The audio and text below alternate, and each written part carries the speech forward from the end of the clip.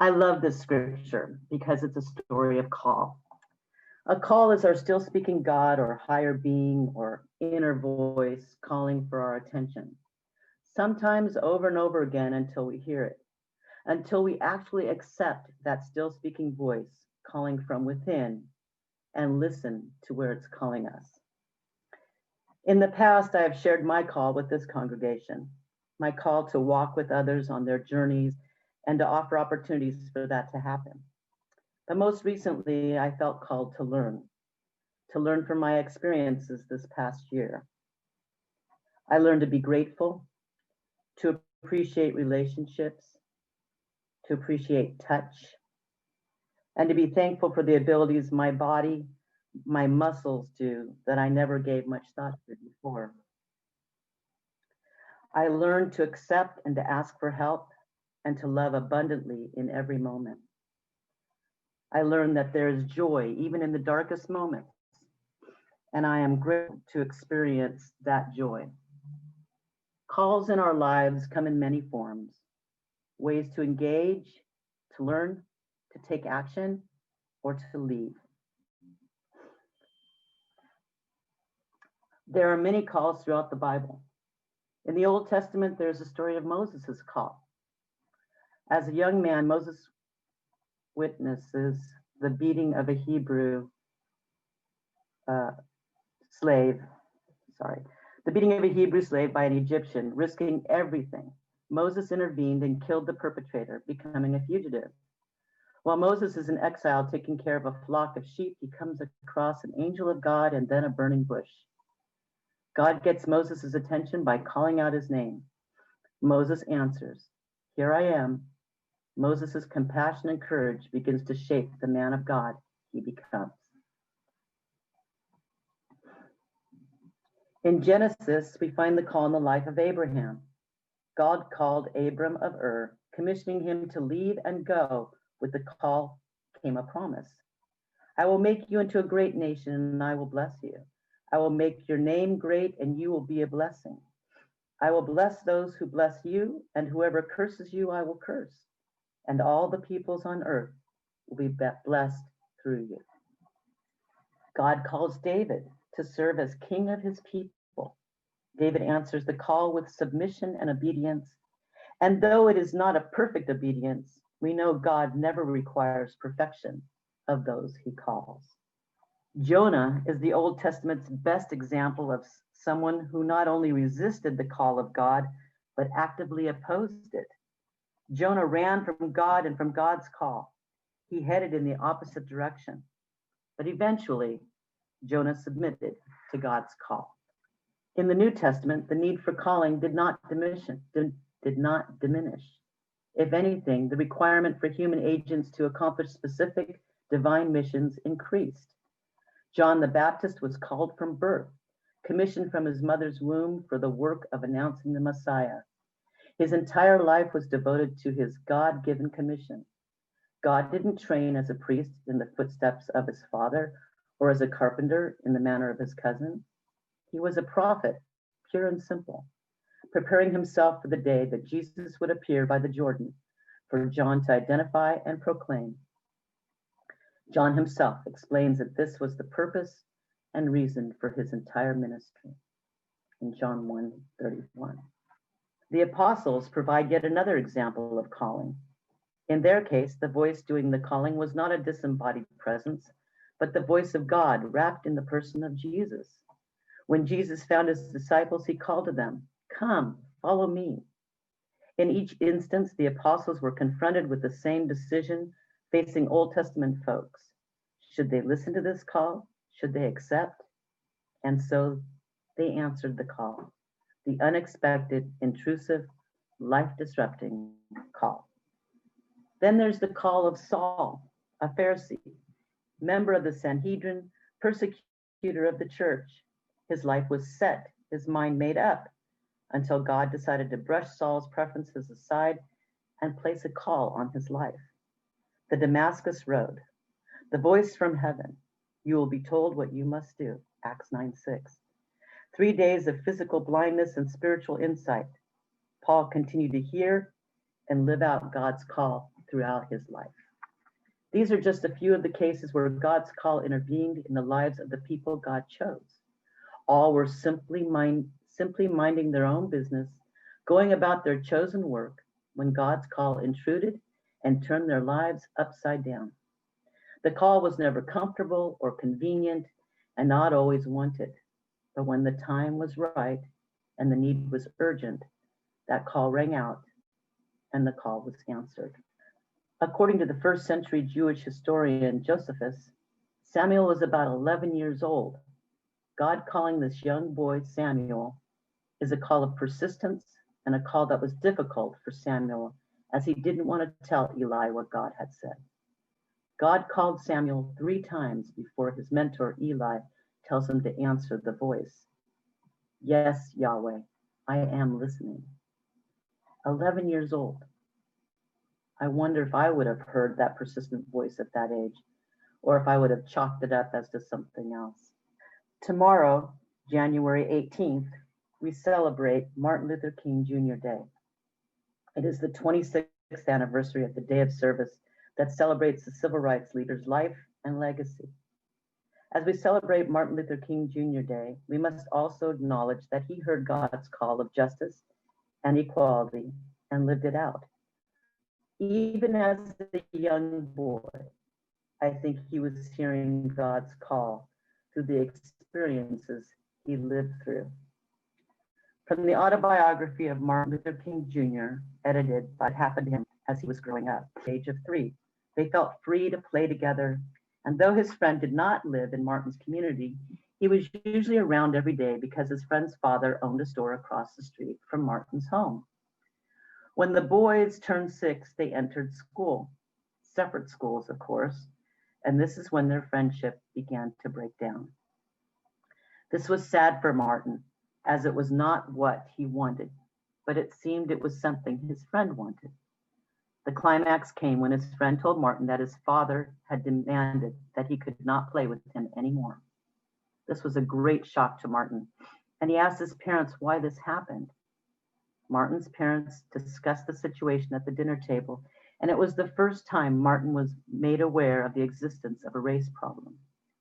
At that moment, Martin was determined to hate every white person, even though his parents would always tell him that he should not hate the white man, but as a Christian, to love him. Martin wondered, how can I love a race of people who hated me and who had been responsible for breaking me up with one of my best childhood friends? This was a great question in his mind for a number of years. When Martin was still young, he took a trip with his father to a downtown shoe store. They sat down in the first empty seats at the front of the store when a young white clerk came up to them and told them he'd be happy to help them if they would just move to the seats in the rear. Martin's dad immediately replied that they were comfortable with the seats they were in. Then the clerk told them that they would have to move. Martin's father replied that they would buy shoes where they were sitting, or they wouldn't buy shoes at all. Then he took Martin by the hand and walked out of the store. That experience revealed to Martin at a very early age that his father had not adjusted to the system and played a great part in shaping Martin's thoughts. Martin remembered walking down the street beside his dad as he muttered, "I don't care how long I have to live with this system, I will never accept it." When Martin was about 8 years old, he was in one of the downtown stores of Atlanta, and all of a sudden he was slapped by someone, and the only thing he heard was somebody saying, "You are that nigger that stepped on my foot," and it turned out to be a white lady. Martin didn't retaliate at any point, as he wouldn't dare retaliate when a white person was involved. But also, Martin recalls that he thought some of that was part of his native structure. That is, that he had never been one to hit back. One last experience I want to share was when Martin was in high school in Atlanta. He had to go across town to attend Booker T. Washington High School. He had to get the bus in what was known as the 4th Ward and ride over to the west side. And in those days, rigid patterns of segregation existed on the buses, so that Negroes had to sit in the back of the buses. Whites were seated in the front, and often, if whites didn't get on the buses, those seats were still reserved for whites only. So Negroes had to stand over empty seats. Martin tells how he would end up having to go to the back of the bus with his physical body. But every time he got on that bus, he said he left his mind up on the front seat and said to himself, one of these days, I'm going to put my body up there where my mind is. Martin Luther King Jr. always had a resentment towards a system of segregation and felt that it was a grave injustice. I believe each of those moments in his life, along with many others, were calls, a voice of justice, not only for himself, but for all people experiencing injustice, a voice of peaceful ways to change the system that oppresses to one of equality. The civil rights leader, John Lewis, who died recently, was an inspiration to many. He too heard God's call and spoke out against injustice. From the Richard Rohr Meditations, hear these words from John Lewis. Study the path of others to make your way easier and more abundant. Lean toward the whispers of your own heart. Discover the universal truth and follow its dictates. Know that the truth always leads to love and the perpetuation of peace. Its products are never bitterness and strife. Clothe yourself in the work of love and the revolutionary work of nonviolent resistance against evil. Anchor the eternity of love in your own soul and embed this planet with goodness. Release the need to hate, to harbor division, and the enticement of revenge. Release all bitterness. Hold only love, only peace in your heart, knowing that the battle of good to overcome evil is already won. Choose confrontation wisely, but when it is your time, don't be afraid to stand up, and speak out against injustice. And if you follow your truth down the road to peace and the affirmation of love, if you shine like a beacon for all to see, then the poetry of all the great dreamers and philosophers is yours to manifest in a nation, a world community, and a beloved community that is finally at peace with itself, end quote. Sister Simone Campbell served as the executive director of Network, the Lobby for Catholic Social Justice, since 2004. You may know her as one of the nuns on the bus. She shares her call. Over the past 35 years or more, my contemplative practice has become the foundation of who I am and impacts every aspect of my existence. Rather than being about hiding out in the chapel for hours on end, my contemplative practice has led me to an activism that is expansively grounded in compassion and care for others. Our call to do our part is at the heart of the gospel message. We need to pitch in, listen to others, and stay open to the Spirit. We are the ones who have been sent out. The gospel of love will not be experienced unless we live the deeply contemplative truth that our prayer leads to community, which leads to action to heal this fractured world. It is those whom we encounter and who break open our hearts who keep us faithful. Together, we know our existence as one vibrant organism created at every moment by the divine. This is the source of a hope beyond our wildest understanding, end quote.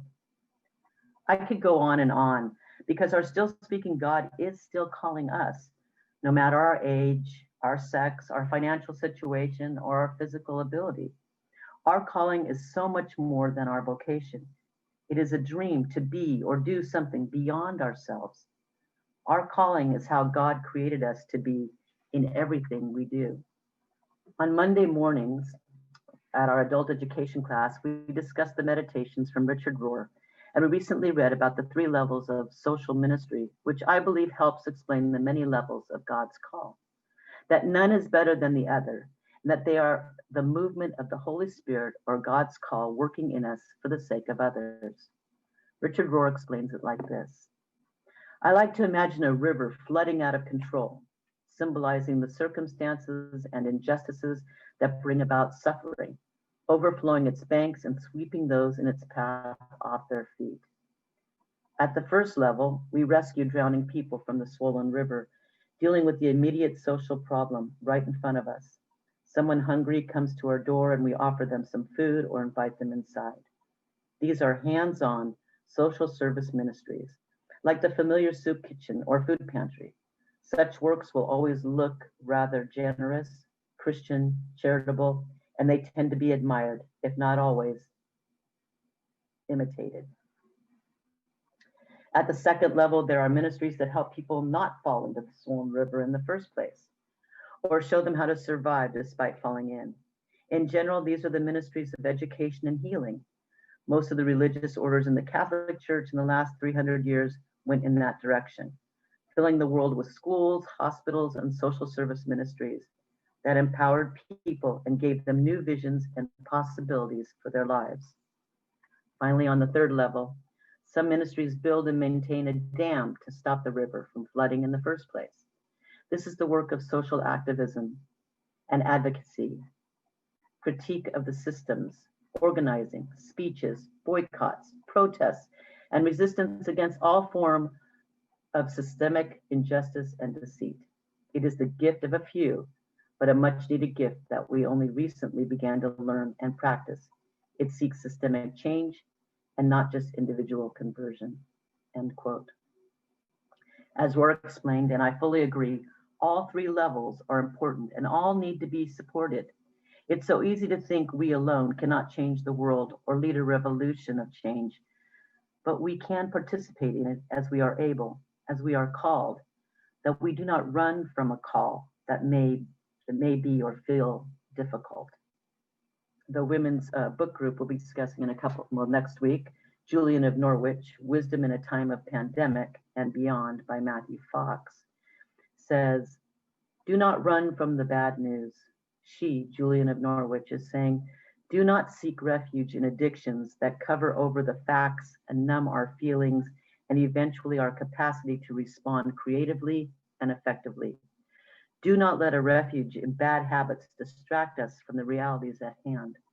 Assist those who need assistance in whatever ways we can, from wearing masks to burying the dead, from providing food if we can, to organizing groups to learn or play over the internet, from serving on the front lines if we are healthcare providers, to helping the truth come out if we are journalists, loving and caring for our children and instructing them and caring for our elders and our sick, end quote. May we open our hearts and ears and listen to the call. Yes, we all have the ability to avoid the call, to live in our distractions. And it may take courage and strength from deep in our soul to hear it. It may take 2 or 3 times in a night to hear God's call like Samuel, or it may take days, months, or even years. But whenever or however you are moved to take part in something that is loving, advances justice, or aids in ways towards peace, you are answering God's call. We just need to remember that God's call in our lives can come in many forms. Ways to engage, to learn, to take action, or to lead. Where might you be called?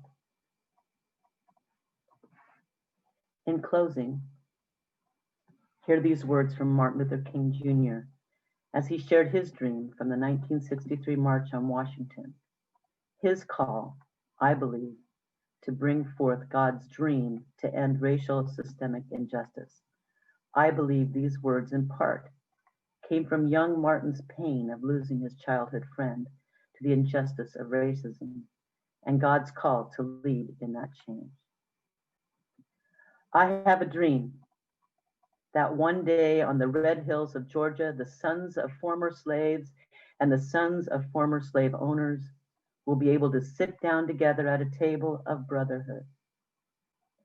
I have a dream that my 4 children will one day live in a nation where they will not be judged by the color of their skin, but by the content of their character. Let it be so. Amen.